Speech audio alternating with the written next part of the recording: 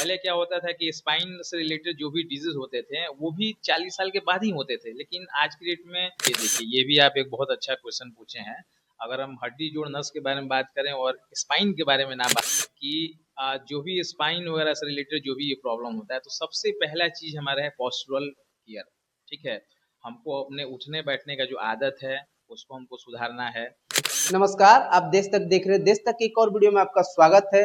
इस वक्त हमने एक खास कार्यक्रम चलाया है, ख्याल आपके सेहत का, जिससे जुड़ी हड्डी से जुड़ी और नस से जुड़े हमारे साथ डॉक्टर रोहित सर मौजूद हैं। हम उनसे तमाम रोगों या उनसे निवारण कैसे पाएं, इस तमाम चीजों पर बात करेंगे। सबसे पहले सर, स्वागत है मेरे चैनल पर। बहुत बहुत धन्यवाद, और आपके चैनल के जितने श्रोता हैं उनका भी बहुत बहुत धन्यवाद। सर, ये हड्डी और जो नस के जो रोग हैं, इन चीजों से जो है कैसे बचा जाए, क्या कुछ सावधानियां बरते जाए, इसके बारे में आप हमारे व्यूअर्स को बताएं। देखिए, अगर हम हड्डी जोड़ नस वगैरह जितने भी इनसे रिलेटेड जो डिजीज हैं, जो बीमारियां हैं, अगर जी। उनके बारे में हम अगर बात करें, ठीक है, तो अगर हम बचाव के बारे में बात करते हैं तो हर एक एज में इसका बचाव का जो प्लानिंग है वो अलग अलग होता है। ठीक है, अगर हम यंग एज के बारे में अगर हम बात करते हैं तो यंग एज में आपको ये ध्यान देना है कि बेसिकली यंग एज में अगर हम हड्डी से रिलेटेड अगर बात करते हैं तो सबसे पहला चीज़ ये है कि हमको कोई भी ऐसा इंजरी जो है, जैसे रोड ट्रैफिक एक्सीडेंट वगैरह जो होते हैं, इससे हमको बचना है। इसके लिए हमको क्या करना है कि अगर हम ट्रैफिक जो सिग्नल है उसको हमको पालन करना है, उसमें हमको अवेयरनेस दिखाना है। दूसरा चीज़ क्या है कि हमको बहुत ज़्यादा ऐसा कोई विगरस एक्टिविटी नहीं करना है जिससे कि हमारे बोन्स के ऊपर जो है स्टीयर वगैरह या स्ट्रेन वगैरह के ये जो भी चीज़ है वो आए।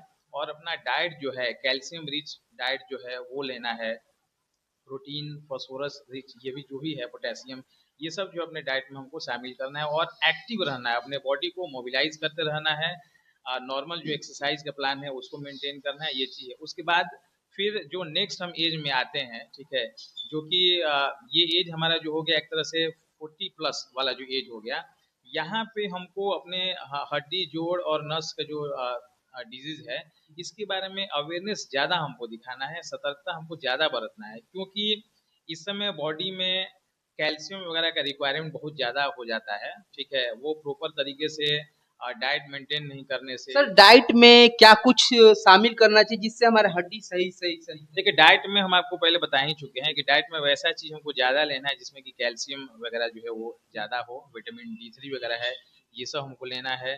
दूध है, दाल है, पनीर है, मीट है, अंडा है, चना है, राजमा है, ये सब चीज़ जो है ये आपको पर्याप्त मात्रा में आपको लेना है, जिससे कि हम हड्डी जो है उससे रिलेटेड डाइट जो है अपना वो हम फॉलो कर सकें। ठीक है, अब बात हम ये करते हैं कि ओल्ड एज में ज़्यादातर जो है हड्डी जोड़ के बारे में अगर बात करें तो ऑस्टियोपोरोसिस है, ये बहुत कॉमन है अगर कैल्शियम वगैरह सही से नहीं मिल पा रहा है। ठीक है, जोड़ के बारे में हम बात करें तो इसमें आर्थराइटिस जो है वो बहुत ब्रॉड स्पेक्ट्रम में होता है, आर्थराइटिस के भी बहुत अलग अलग हैं, लेकिन सबसे जो कॉमन जो होता है वो osteo arthritis of knee joint होता है, क्योंकि घुटने में आपको बहुत सारा ऐसे ओल्ड एज में मिलेंगे लोग कि उनको घुटने में बहुत सारा दिक्कत होने लगता है। तो वहाँ पे उनको ये करना है कि बचाव करने के लिए प्रॉपर एक्सरसाइज जो है वो प्लान करना है। ठीक है, फिजियोथेरेपी ट्रीटमेंट इसमें बहुत ज़्यादा मायने रखता है, वो करना है। प्रॉपर नी कैप वगैरह जो वो पहनना है, ये सब चीज़ करके आप वो सब जो बीमारी है उसको आप कम कर सकते हैं। ये घुटने की जो समस्या है, किस एज में जाकर लोगों को होने लगती है? देखिए, घुटने के बारे में जो समस्या है ये अगर हम ऑस्टियोआर्थराइटिस ऑफ नी जॉइंट अगर हम बोल रहे हैं, जो नॉर्मली घुटने का जो समस्या होता है, तो इसमें कार्टिलेज का डीजनरेशन जो है वो एज रिलेटेड होता है। ठीक है, एक कोई इसका सिंगल फैक्टर नहीं है, हो सकता है कि बहुत ज़्यादा ओबेसिटी है, लेकिन 40 साल 45 साल के बाद ये आज की डेट में हालांकि कम एज में भी धीरे धीरे कॉमन होने लगा है, क्योंकि ओबेसिटी है, बहुत ज़्यादा एक ही पोजीशन में बैठने का काम है, या बहुत ज़्यादा खड़ा रहने का जिनका वर्क होता है, या जिनका डाइट मेंटेन नहीं हो पाता है, उनमें ये 40-45 के बाद धीरे धीरे शुरू होने लगता है। पहले एक घुटने में होता है, प्रॉपर ट्रीटमेंट नहीं कराने के चलते फिर ये दूसरे घुटने में भी ये पकड़ लेता है। और सर, रीढ़ की हड्डी में भी दर्द होना स्टार्ट हो, ये कब से सर होना? ये देखिए, ये भी आप एक बहुत अच्छा क्वेश्चन पूछे हैं। अगर हम हड्डी जोड़ नस के बारे में बात करें और स्पाइन के बारे में ना बात करें तो ये भी बहुत गलत बात हो जाएगा, क्योंकि आज की डेट में देखिए, चूंकि ऐसा लाइफ स्टाइल हो गया लोगों का, ज़्यादातर जो है वो मशीनरी जो है वो हो गया है, तो हम अपने बॉडी को उतना यूज़ नहीं कर पा रहे हैं। पहले क्या होता था कि स्पाइन से रिलेटेड जो भी डिजीज होते थे वो भी 40 साल के बाद ही होते थे, लेकिन आज की डेट में इतना स्ट्रेसफुल लाइफ हो गया है, वर्कलोड हो गया है, बहुत ज़्यादा एक पोजीशन में बैठना है, डेस्कटॉप के सामने बैठना है, तो ये सब जो चीज़ है इसके चलते कम एज में भी धीरे धीरे ये शुरू होने लगा। इवन आप देखिए कि स्कूल गोइंग जो बच्चे हैं उनको जो है वो स्कूल बैग सिंड्रोम होने लगा है, उनका बैग भारी रहने के चलते उनमें भी वो प्रॉब्लम हो जा रहा है। और जो वर्कर हैं जो बहुत ज़्यादा हैवी वेट वगैरह उठाते हैं उनमें भी वो प्रॉब्लम हो जा रहा है। और एज रिलेटेड तो कॉमन ही है। तो स्पाइन में नॉर्मली जो है वो, अगर हम कमर के बारे में बात करें तो लंबर स्पॉन्डिलोसिस आज के डेट में बहुत कॉमन है। और उसके बाद गर्दन में जो सर्वाइकल स्पॉन्डिलोसिस, क्योंकि बहुत ज़्यादा मोबाइल टाइम का, स्क्रीन टाइम भी बहुत ज़्यादा बढ़ गया है और लोग बहुत ज़्यादा देर तक स्क्रीन के सामने बैठ रहे हैं, तो ये भी एक बहुत बड़ा फैक्टर है। तो हम इसको आज की डेट में किसी एक पर्टिकुलर एज के लिए नहीं बोल सकते हैं कि इसी एज में बहुत ज़्यादा होता है। पहले ओल्ड एज में ज़्यादा होता था, या बहुत सारे ऐसे वर्कर होते थे जो इस तरह का प्रॉपर फॉलो नहीं करते थे, लेकिन आज के डेट में यंग एज से ये शुरू हो गया है।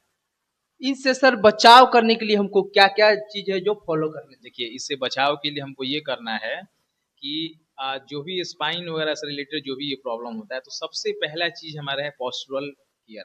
ठीक है, हमको अपने उठने बैठने का जो आदत है उसको हमको सुधारना है। पहले ही बता चुके हैं कि मोबाइल का स्क्रीन टाइम बहुत बढ़ते जा रहा है, उसको हमको कम करना है।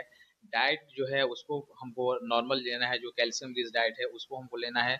और कहीं भी देखिए, जैसे क्या है कि एर्गोनॉमिक चेयर वगैरह आज की डेट में बहुत कॉमन हो गया है। अगर आप स्पाइन से सफ़र कर रहे हैं, स्पाइन की किसी भी प्रॉब्लम से सफ़र कर रहे हैं, तो एर्गोनॉमिक चेयर है उसका यूज आपको करना है।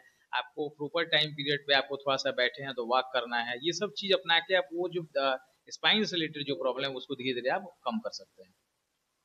तो आपने तमाम बातों को सुना। हमारे साथ डॉक्टर रोहित सर थे।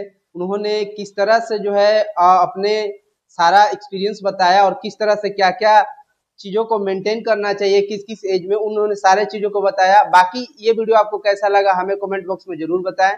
तब तक के लिए दीजिए इजाज़त। धन्यवाद।